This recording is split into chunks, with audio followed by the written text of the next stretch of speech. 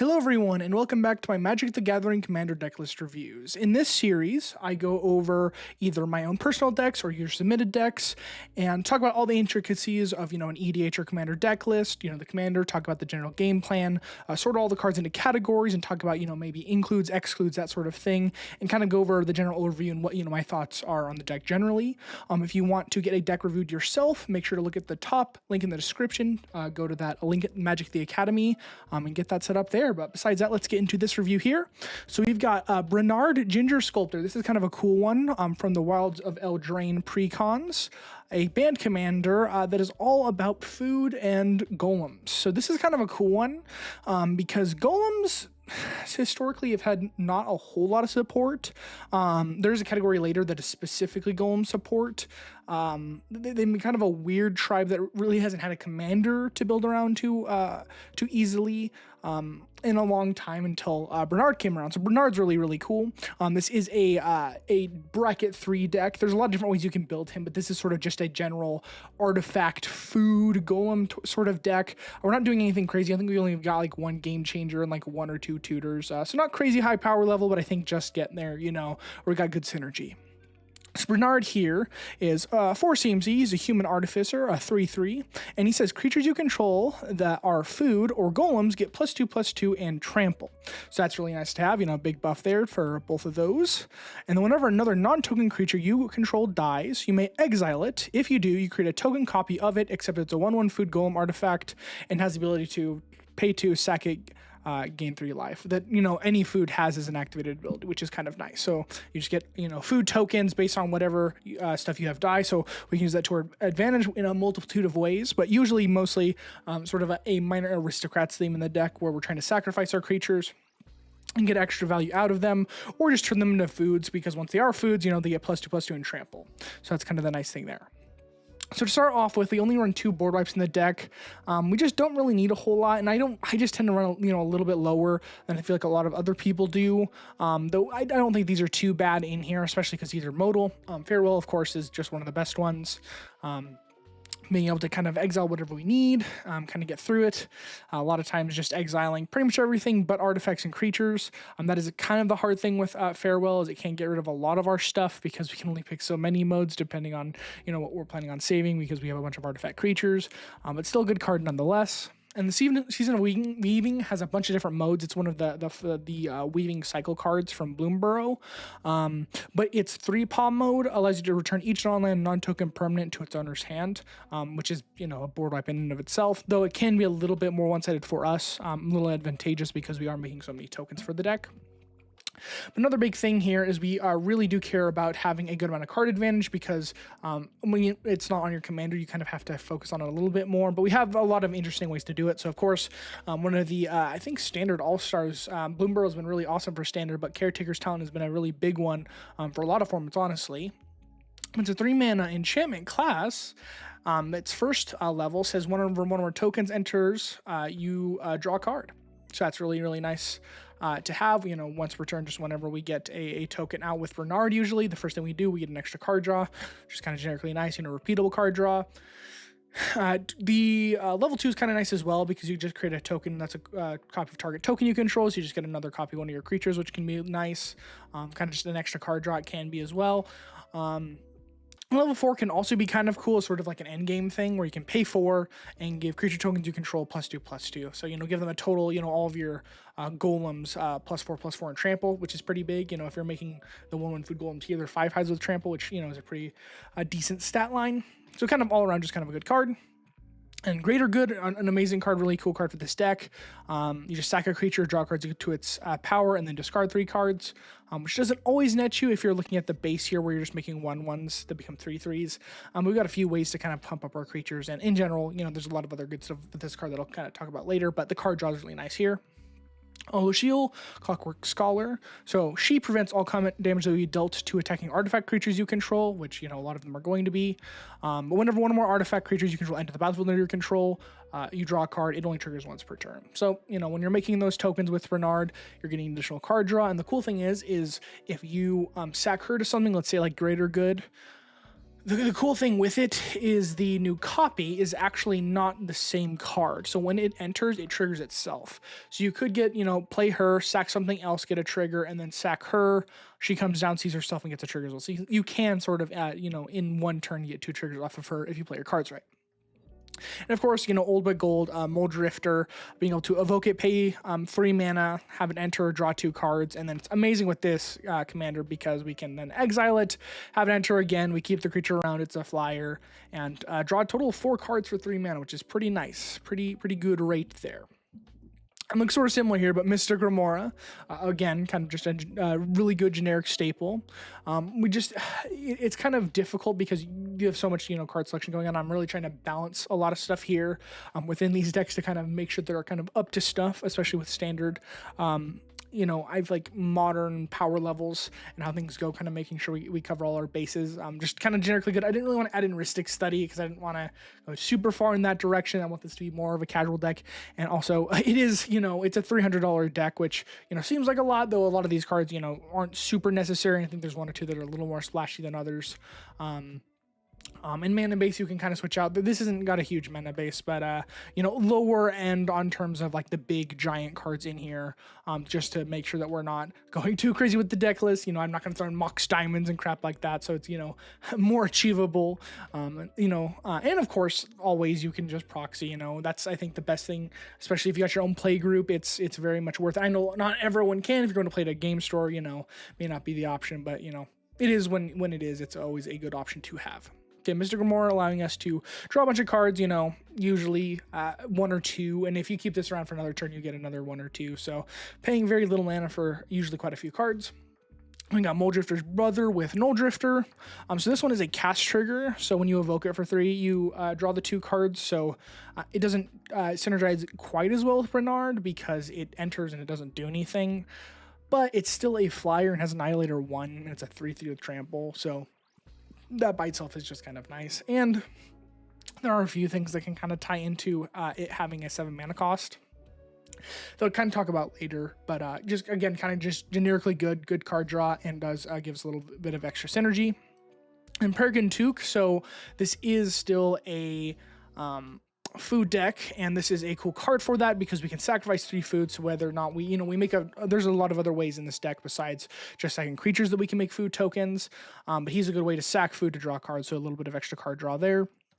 And one of the modes on Season of Weaving that's really important is you get 5 paws worth of modes, and it's 1 paw mode is draw a card. So, if you're kind of in a bind, you're like, I need a hand refill, you can pay 6 mana and draw 5 cards, which honestly isn't a horrible rate. That's pretty good for 1 card to be able to do.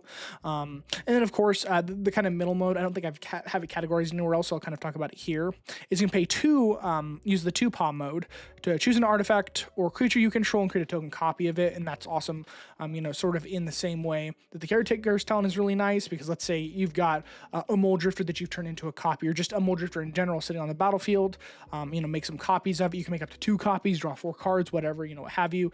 Kind of nice, just that little bit of extra, modularity, little toolbox type of card. I really like the Weavings. I think they're, or the Seasons cards are a really great cycle from Bloomburrow. And of course, because we're sacrificing stuff, we're going to be adding Skull Clamp in, the sort of just kind of generically really good card. It can kind of do something weird because we are making 1/1 tokens. It's kind of an edge case, but if, at any point, because, people are going to want to get rid of Brenard because he's kind of the whole deck thing, Commander, is something you really want to kill most of the time, but he gives us a lot of extra value. But if he isn't on the field and you do have some of the golems he's created that are 1/1s, you can just do the straight up Skull Clamp thing where they just kind of die. So there's a little bit of extra value in that, but mostly it's we equip it, we somehow sacrifice our creature through, a greater good type of effect, and then we draw extra cards on top of whatever else it does. And we are in a artifact deck, and these are all artifacts that are entering our battlefield, so we can kind of take a lot of advantage out of that as well. So we do have a few affinity cards in here, Thoughtcast being one of them, just generically good. Most of the time you're paying 1 blue mana to draw 2 cards, pretty awesome rate for what it is, just one off of our power 9 type of card, just again, kind of generically good card draw. Same thing with Thought Monitor. It is, of course, more expensive for its ability, but basically the same thing. It's still got affinity. It's a 2/2 flyer, and then when it enters, you draw 2 cards. So that's, again, has kind of that dual purpose where you can usually get it down pretty early, draw the cards, but then if you have a sack outlet, you exile it, it comes back, draws you 2 more cards. Kind of nice there. And kind of a weird one for this deck, but I think is still really nice, is Uro. So this is kind of a RAM card, but really the card draw is kind of the nicest part of it and what I value the most with this card. When it enters, second unless it's escaped, and then it can escape itself from the graveyard for 4 mana and exile 5 other cards from your graveyard. And then when it enters or attacks, you gain 3 life, draw a card, and then you may put a land from your hand onto the battlefield. So this is really cool in the deck because you can use this in 2 separate ways. Where with Brenard out, it auto-sacks itself, and that's a really cool thing. You know, a lot of the creatures in this deck you'll see will have a way to sack themselves, like the evoke trigger, where they can kind of get rid of themselves by, just automatically without having an sack outlet, which makes it, a lot better for our commander because you don't need that extra piece. Uro being one of them, where you can get the trigger, gain 3 life, draw a card, put something down, and then if you want to, you don't really want to, go for the escape plan, you can just exile it with Brenard and then do it again. Have him enter. He does still die because he still wasn't escaped. That's, the thing you can't get around, so you're not going to be attacking with him, but, still kind of good to get that generic piece off as well. The next is interactions. We are running quite a few interaction pieces, but a lot of them are just kind of generically good for the deck. And that are creatures that are kind of multifunctional. So like Foundation Breaker is another evoke card. 2 mana evoke. When it enters, you destroy target artifact or enchantment. So again, a good way to kind of tie up all of our different modes of operation into one card where we get the creature, we get all of the removal aspects out of the way, and then of course the really awesome thing with this is you pay 2 mana, it enters, it evokes, you get the copy of it. That one sticks around, but you still get the extra ETB triggers. You're paying 2 mana, and you can destroy, 2 artifacts and/or enchantments, which is really, really, really nice. Really good rate for that. So another kind of just generically good card. Haywire Might is kind of similar. It's really nice because you can get it down at 1 mana. But when it dies, you gain 2 life, and then you can sacrifice it for a green mana, exile target non-creature artifact or non-creature enchantment. So sort of the same thing. This one's kind of nice because you don't have to pop it immediately. You can kind of leave it around for when you need it. And it's very cheap to get down. I think it's one of our only 1-drops in the deck. So good for that sort of, using your mana when you get it. Selfless Spirit, awesome for interaction piece as far as they go, where you sack it to give all your creatures indestructible turn to turn. It's great because you can do it twice, of course, with Brenard out. Sack it, get the other one back, and then sack it again if you really need to. And Solitude, our final creature interaction spell, all the evokes that you could run in here, you could run in Subtlety and Endurance if you really wanted to. I think Solitude is the best one by far because it's just the Swords to Plowshares. That if you evoke it as well, by exiling a white card, it's free, comes down, exile something, you exile with Brenard, and then comes down and exile something again, you get to keep it around. And then it has, of course, lifelink as well, and it's a 3/3 with trample. So it actually has better stats than its base stats, which is kind of cool. But again, just kind of getting that extra value out of your cards, which is really nice. We do run 2 counter spells in here. I just like, if you're in blue, I like to run 1 or 2, honestly. And you can always run more interactions so easy with this. This deck is, I would say, fairly tight. There's a few sort of cards you can mess around with. And there are other archetypes to Brenard, which I'll kind of talk about later as well, that you can take this in a different direction. And really a stronger direction if you wanted to. But I kind of like the generic artifact plan. And I think golems are kind of fun to mess around with. So, of course, Arcane Denial counter spells, just kind of our hard counters. Get us what we need. And this kind of counts as card draw, gives us an extra card whenever we counter whatever spell, gives them 2 cards as well. And Heroic Intervention is kind of a Selfless Spirit, but one that we can use anytime that we can, save in our hand, and gives our stuff indestructible. And it's all permanents, which can matter a little bit more, though, we have very few non-creature permanents because this is a creature-focused deck. We, of course, are also running Swords to Plowshares and Path to Exile, just sort of the best removal in the game for white. If you're running white, you're probably running both. And one of my favorites that has some really cool synergy in here is Sundering Growth, and this is sort of another sub-theme you can kind of tie into a little bit more if you want to. So it's got 2 Selesnya, hybrid mana. It's an instant, and just says destroy target artifact or enchantment, and then Populate. So Populate just says create a token that's a copy of target creature token you control. So again, sort of that weird effect, like the ones up here, where you can just create another token copy of something good, get a little bit of extra value off of that. You can put in a lot more Populate cards in here, but I feel like a lot of times you kind of want to balance this stuff, and especially when you're making token decks, you really got to make sure that you don't have too many enablers, compared to synergy, because if you are running, a bunch of your token doublers and that sort of thing, but you aren't running enough creatures to capitalize on it, those token doublers just become dead cards. So you sort of win more cards is what a lot of people call them, where you want to just kind of be careful about that, because if you go too far in one direction, it's not really worth it. I think we're running close to 30 creatures in this deck, maybe a little bit more, something around that. Because we want to make sure that we have those out, and then there's a few sack outlets here and there, but again, like I said, the kind of things like the evoke creatures that can sack themselves or just have an activated sack ability are really nice for the deck, because that gives us one less thing we have to get on the board, sort of get our engine going. That's all for interaction. And lands, so the cool thing, especially with a lot of these recent sets, is lands have gotten so much cheaper. A lot of the good lands too, we're running all of our slow lands in here, we're running our pain lands, we're running, our basic land type check lands, we're running all 3 verges. We're getting a lot of really, really good lands, and most of them are not that expensive. Like, I think one of our most expensive in here is the Spar's Headquarters, and I do like running this in here. I don't have any shocks in here. You could totally up the mana base, but I think for what it is, we have plenty in here. But we do have so many things, like the verges and crap, and both of our Tango lands that care about the land types of things, that having, a good amount of basics still is nice. And then of course this has all 3 basic land types, which, also plays into a lot of that. And then we all are, the other really thing of note in here is the fact that we are running all 3 artifact lands. Because of course we're running improvised stuff, so you might as well run the artifact stuff when you need it. And the few things that do care about, sacking artifacts and that sort of thing to kind of give you that little bit of extra value.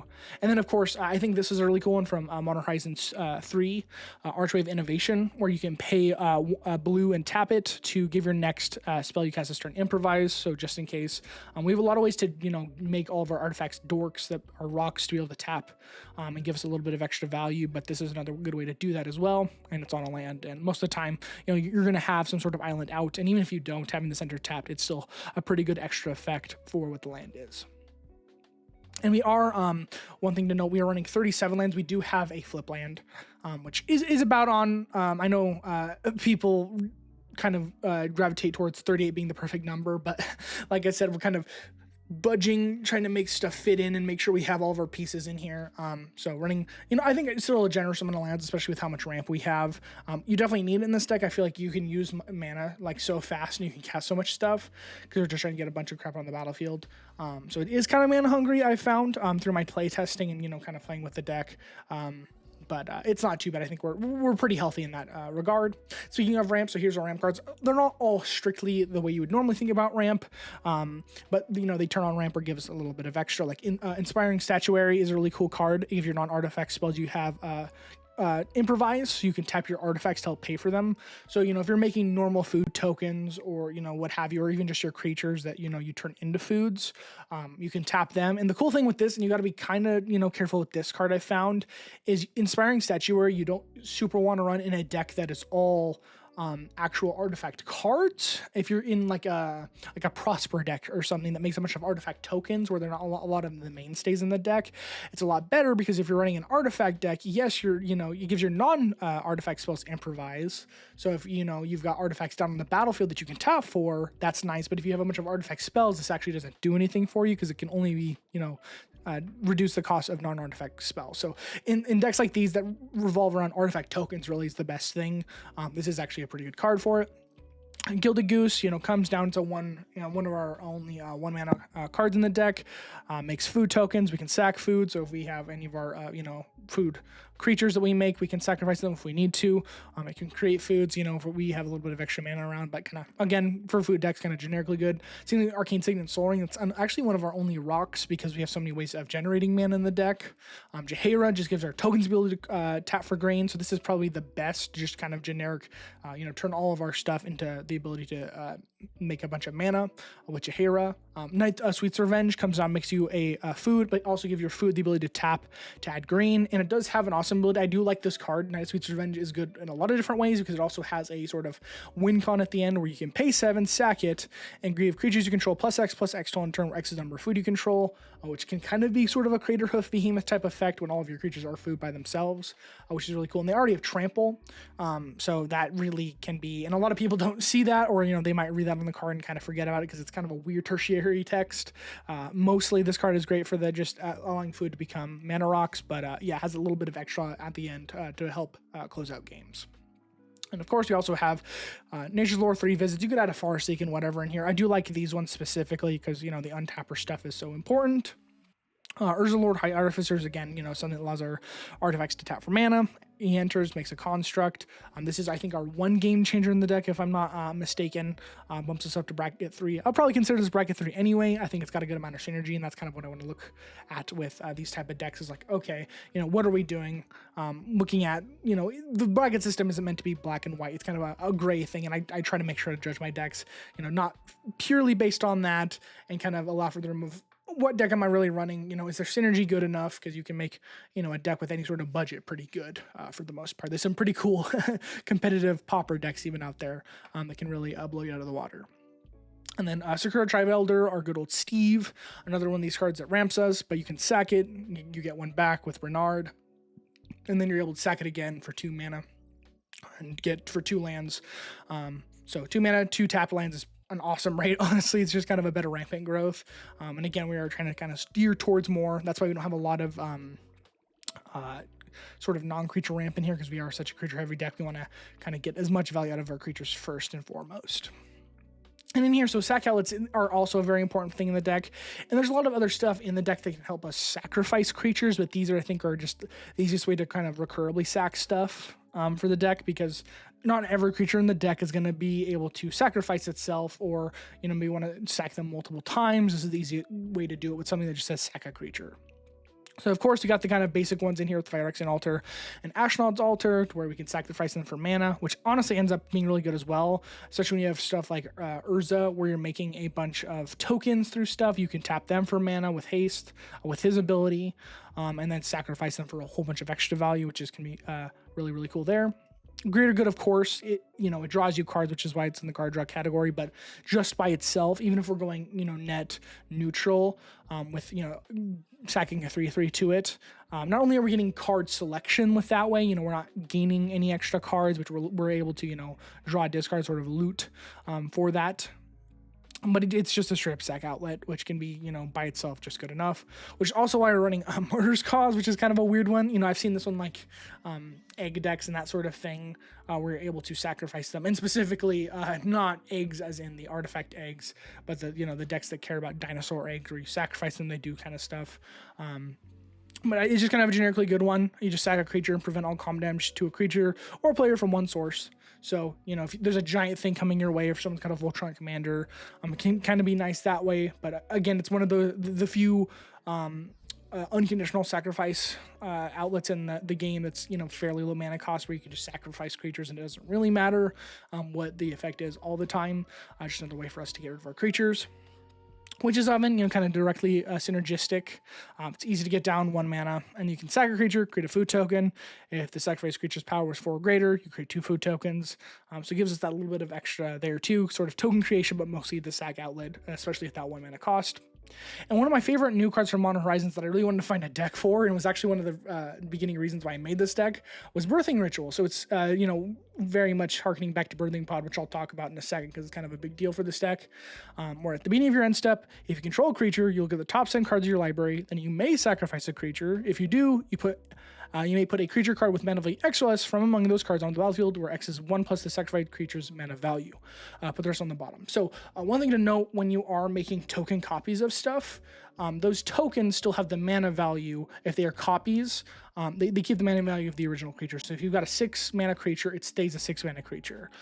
So this isn't a completely dud in the deck. And this also, it just says if you control a creature, you can look at them. So if you whiff, or if you don't want to sack anything, you can still kind of look and give you sort of that ability to kind of get through your deck a little easier. But also, of course, it's that recurable sack outlet there.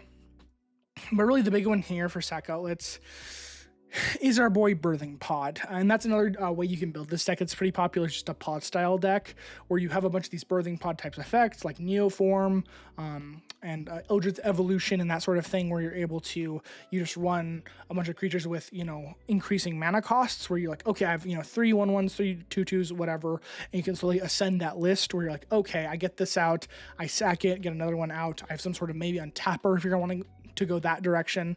I don't know if this deck wants, specifically untappers, but you can, where you can kind of just keep using Birthing Pod over and over again, or just that sort of effect. Brenard, of course, when you sack them, gives you extra value, but then with Birthing Pod, you're getting a whole bunch of extra value because you get a new creature out that you can then sack again, and that's kind of the big, more competitive version of this deck if you wanted to go for that.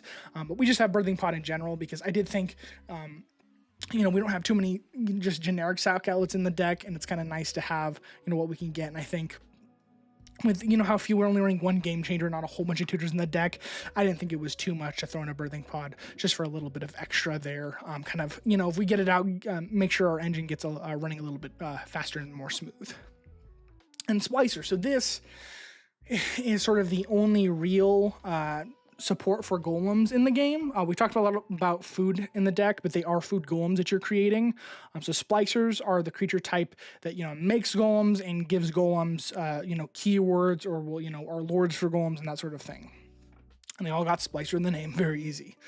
So Blade Splicer, when it enters, you create a 3/3 colorless Phyrexian Golem artifact creature token, and golems you control first strike. So we get first strike trample, kind of nice. Darksteel Splicer is one of the best ones. I really like this one from the March of the Machines precons. Whenever it or another non-token Phyrexian, which, a few of these cards are Phyrexians, we don't care too much about that. It's mostly its own ETB is good enough, and we can get, multiple of its own ETBs. When it enters, you create X 3/3 Phyrexian Golems, where X is the number of opponents you have. So this one's kind of busted. So 7 mana comes down. If it's towards the beginning of the game where you still have your 3 opponents, you make 3 Golems. And then, if you do manage to cast one of our few other Phyrexians, you can get a bunch of extra that way. But, sacrifice itself, get 3 more Golems. That by itself is amazing. And it gives Golems you control indestructible, which is really, really cool. It allows you to swing freely. You don't have to worry about board wipes as much, and kind of awesome that way, especially if you do sacrifice this and make itself a golem. That allows you to sort of keep it around as well through destroy effects, and kind of keep that indestructibility around. And I think it's each Tekic, Salvage Splicer, another one of our dudes here. When he enters, you can do 3/3 colorless golem. But he says whenever an artifact is put into a graveyard from the battlefield, so when we're sacrificing food tokens or, or food creatures, whatever, you put a +1/+1 counter on him and a +1/+1 counter on each golem you control, which is really nice. So it pumps our entire board, which is really, really nice. Again, kind of just generically good. It does have partners, so you could run this as the commander, but Brenard by himself is just kind of sweet and gives us access to 3 colors instead of 2. But he's an awesome another addition. Master Splicer. I like these lower cost splicers. Like our even though first strike is kind of whatever. It's kind of nice with trample. But it's not a huge thing. Being able to get a golem with a 3 mana creature is kind of nice because some of these are kind of expensive. A lot of I think there's 1 or 2 other splicers I didn't add in here because they're just so expensive. Kind of hard to get out. But Master Splicer, when he enters, you get a golem, and he gives your golems +1/+1, which isn't always a super huge deal, but because we're just besides the splicers, we're making a bunch of golems. That can really add up over time. Sensor Splicer creates a 3/3 colorless golem, and then gives your golems vigilance, which is another nice thing to have. Being able to swing out and not have to worry about crackback, being able to keep stuff up at the same time. And I really like vigilance, especially as I've played the game more and more. It's become such a huge tactic to have. Wing Splicer, this one also gives you a colorless golem, and gives you golems you control flying. So that's awesome. That's probably one of the best ones, really, besides the indestructible, probably. Giving our stuff flying to really make sure most of the time that they do get in. And this one I'm kind of leaving for last because it doesn't say Splicer in the name, but it cares about golems. When it enters, it also makes a golem. I'm kind of weird from Outlaws at Thunder Junction, I think the big score, weird sub-theme, whatever. But kind of nice for there, and then you can pay 2 mana and put a counter on each creature token you control and give them trample till in a turn. So this is kind of another way, if we don't have our commander out, to get that trample out, and putting a counter on everything, just by tapping 2 mana is awesome. This is one of the best cards for the deck. I really, really like it, and a cool new addition, when we don't get a lot of good golem support, in most Magic, kind of a weird sub-archetype, but, the little of we kind of make sure we bring in. And for token creation, we are creating a little bit of tokens, not a whole lot. These are kind of specific and have a little bit of extra value most of the time than just making tokens. A candy manufacturer, of course, because we are making food tokens, we're making clues and treasures as well, which is really, really nice. Just a generically good card for any sort of these type of decks. For the common good is another Bloomburrow card that I really, really like. Even if you're only casting this for 1 green mana, it can still be good. But it's XX green, so you create X tokens, so it's whatever you pay into X halved. That are copies of target token you control, so that's really nice. You can, make something specific again that you really want. And then really the thing is, tokens you control gain indestructible until your next turn, and then you gain 1 life for each token you control. So even casting this for 1 green, yes, it's sorcery speed, so people will see it coming. But if you're like, okay, there's probably going to be a board wipe, or I need blockers and I don't want my stuff to die, or you just want to have that little bit of extra protection for an entire, it's not just 1 turn, it's till your next turn, so you get it for the full turn cycle. Just 1 green mana by itself would be awesome for this card. And if you get a little bit of extra value off of copying things, that's cool. And then, maybe in a little bit of life gain. Another really, really cool, I think, kind of flew under the radar type of card from the Lost Caverns of Ixalan Commander is Illustrious Wanderglyph. So this is a artifact creature. It's a golem, which by itself is kind of cool, but even if it wasn't, it's a great card. It says at the beginning of each upkeep, you create a 1/1 colorless gnome artifact creature token, kind of whatever. It's cool to have a little bit of extra stuff, but it's got Ascend, which is, as long as you control at least 10 permanents, you have Ascend and you get the City's Blessing. And then other artifact creatures you control get +2/+2 as long as you have the City's Blessing. So of course it itself is making a bunch of tokens. We're going to have a bunch of permanents on the battlefield anyway, especially, this is a 5-drop. You're going to have quite a few down already by the time it comes around, especially once it has a whole turn cycle. You're almost guaranteed to have it, that City's Blessing immediately, but makes all those 1/1s into 3/3s, and our golems, if we put Brenard out, go to 5/5s again, which is kind of just nice. A generic Lord effect, which is another thing you could, pump up a little bit more in this deck if you really wanted to, like add in a Banner of Kinship or whatever to give your golems a little bit more oomph. But I feel like with Splice and that sort of thing, we have quite a lot of support there. And one of my favorites, what I think is really cool and has some kind of cool synergies in the deck, and another card I kind of wanted to find a place for, is Oltec Matterweaver. This is another Lost Caverns of Ixalan card, and says whenever you cast a creature spell, you choose one, where you either create a 1/1 colorless gnome creature token, or you create a token that's a copy of target artifact token you control. So where this gets kind of nuts is when you are able to sacrifice it somehow with Brenard and make a artifact token copy of it, because then Oltec Matterweaver just says a token copy of target artifact you control. So it can target itself, which is really, really nice, because if you target itself when you cast a creature, you get 2 of them, and then 4, and then 8, and it just doubles every single time if you just keep copying them. So this is a very easy way, with the number of creatures that we're casting, to just amass a gigantic board of dudes. And of course, if you are able to copy him, he's most likely a food golem. So, Brenard and all the splice and that sort of thing are also helping with that. So they're going to be gigantic. Just kind of a generically cool card I really like for the deck. Gives us a little bit of extra value. Copy again, other things that we need, get an extra Mole Drifter if we need it, draw some extra cards, whatever it happens to be, sort of toolboxy. But that combo by itself, I think, is just kind of fun. If you're able to pull it off, of course. And Peregrine Took, he's showing up again because he is a token creator. He says if 1 or more tokens are created under your control, you create those tokens plus an additional food token. So that is nice on top of itself. So when you're making tokens off Brenard, creating those guys, getting a little bit of extra value. And of course, there's a lot of other ways in the deck that you are also making food tokens. And then, like we said earlier, you can sack 3 foods to draw cards, which again is just really, really nice for any sort of food deck or even food adjacent type deck like this one is. Another one of my favorite cards, I really like Bloomburrow. It's had a lot of really cool cards from it. I wasn't super high on it in the beginning, but I've kind of warmed up to it over time. It's just, there's been so much cool stuff from it, both from, the main product and the Commander product. This being from the Commander product, Rootcast Apprenticeship. So this is a 4-mana sorcery that says choose 3, and you may choose the same mode more than once. So the modes are put 2+1+ encounters on target creature. We don't care about that. The second line, really the most important one here, is create a token that's a copy of target token you control. So this allows you to do that, get 3 copies of something for 4 mana. Really, really cool. You create 1/1 scroll tokens if you really want to, and you can make target opponent sacrifice a non-token artifact. So really what we care about here is the extra token creation. You know, sometimes maybe, I don't think you're ever going to use a squirrel mode, but maybe you want someone to sacrifice a non-token artifact. Maybe they got something huge out, you know, anything gigantic, a Bolas, a Citadel, or something like that, you know, Portal to Phyrexia, something crazy. You can kind of get rid of it there. Most of the time that doesn't really matter, and we have other ways of interacting, so not a huge deal. Or maybe you need the +1/+1 counters on something to get through, but really that extra token creation, you know, getting 3 copies for 4 mana is really, really nice. They're only really like token doubler for the deck is Second Harvest, and I really like this one because it kind of comes out of nowhere. It's a 4 mana instant that says for each token you control, you create a token that's a copy of that permanent. Again, really awesome. Get all your ETB triggers, you know, even if you have a bunch of legendaries that legend roll away, what have you, that by itself is awesome. And then, of course, if you've got constructs or food or, you know, clues or whatever you end up making, you also get copies of that. But I like that it's instant speed because if you know, you've got a bunch of creatures, it's your opponent's end step.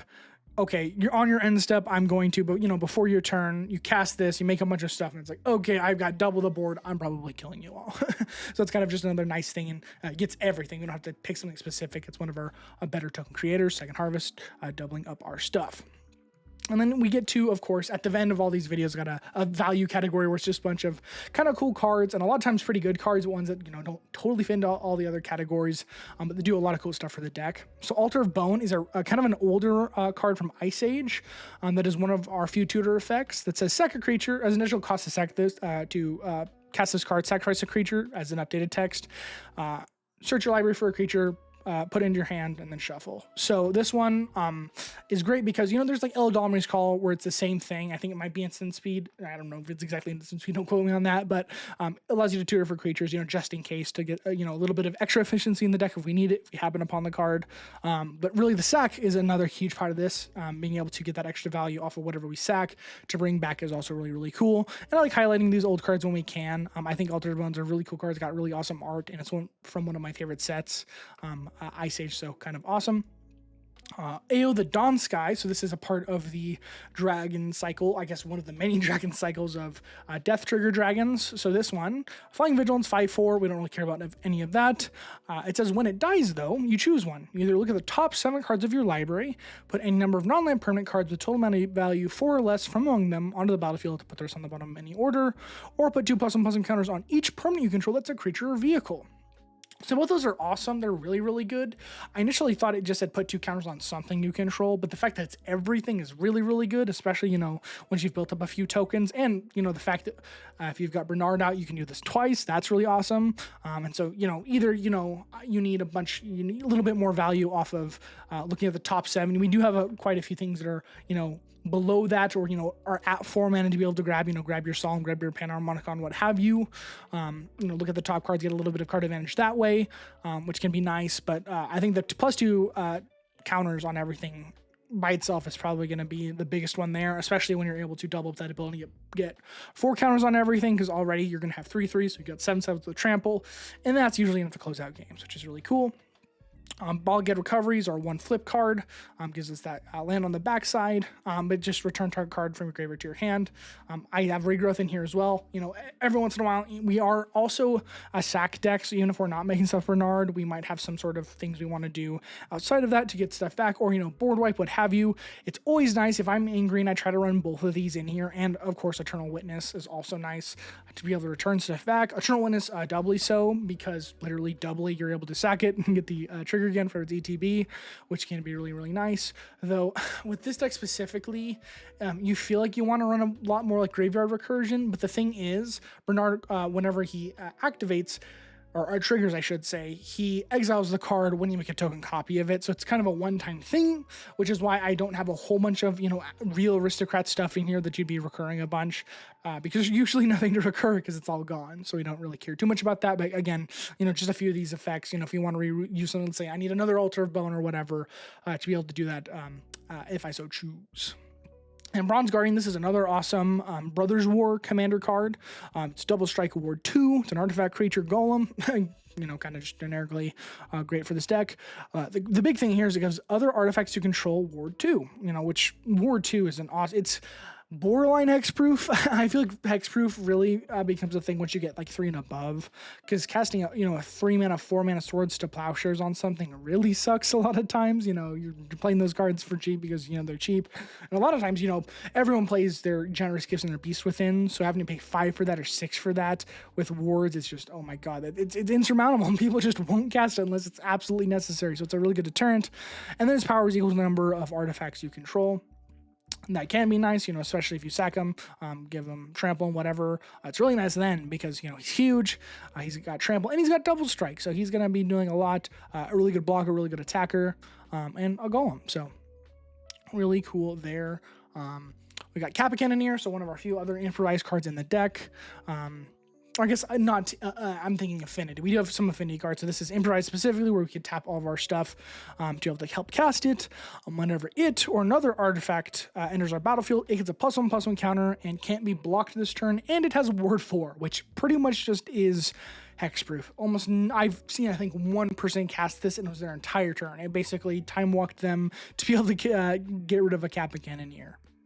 So it's just a great card. It's kind of bonkers because it itself, when it comes down as an artifact, so it enters as a 5/5 that's unblockable to end of turn. So if you give it haste somehow, it's great. But we're making, so many artifacts, and we have so many artifacts entering the battlefield that this gets huge really fast. It's really hard to deal with, and it's impossible to block, literally. So kind of a cool beater. Got reprinted recently. Pretty cool card to throw in here. And Panharmonicon, that's another thing to kind of add to the deck that I've seen, is flicker stuff, because we have so many ETB triggers, because when you sack stuff, they come back. But this deck is more focused around the death rather than the bringing back to life.